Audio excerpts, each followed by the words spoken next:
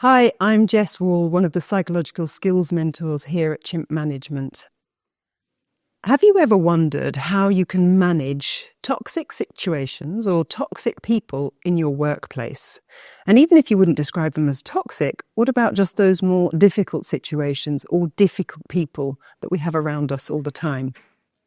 Before we go into that, let's just have a recap of the Chimp Model.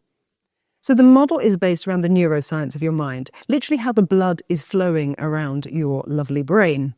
And what we can see is that there are two distinct thinking centres in your mind.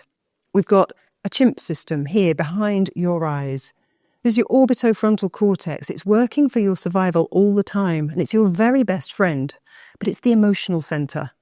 It's offering us sometimes helpful and sometimes less helpful emotions, and these lead to behaviours which can become not useful for us and even a little bit destructive.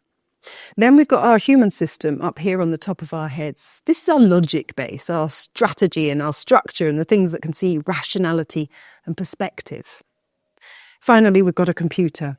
Lots of the other parts of our mind are involved in storing the information that's put in there, retrieving it when it's necessary, and it's making lots of rules that we can follow on a day-to-day basis.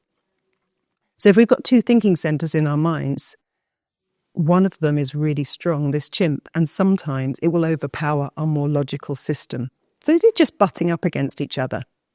Our job at Chimp Management is to work with people to see where is the unhelpful stuff that we would like to tweak and make more palatable, and how do we really want to be.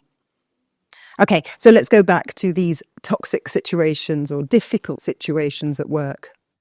The first step really here is starting to recognise what is tricky for you. What is it that you're finding really difficult to manage?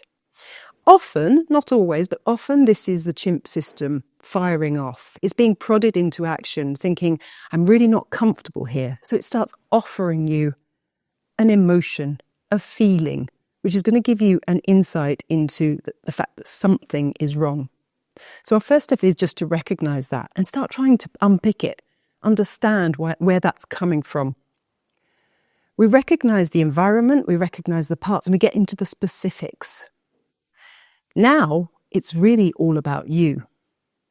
We'll start looking into the computer and saying, okay, so what is the rule book in here? Our chimp's given us a message, and it's gone to our computers in our minds, and it said, what do I believe about this kind of a situation? Now, depending on what you have in your mind, that will dictate the behaviour or the belief that comes forth. So if a situation is really difficult for you, something is triggering that system.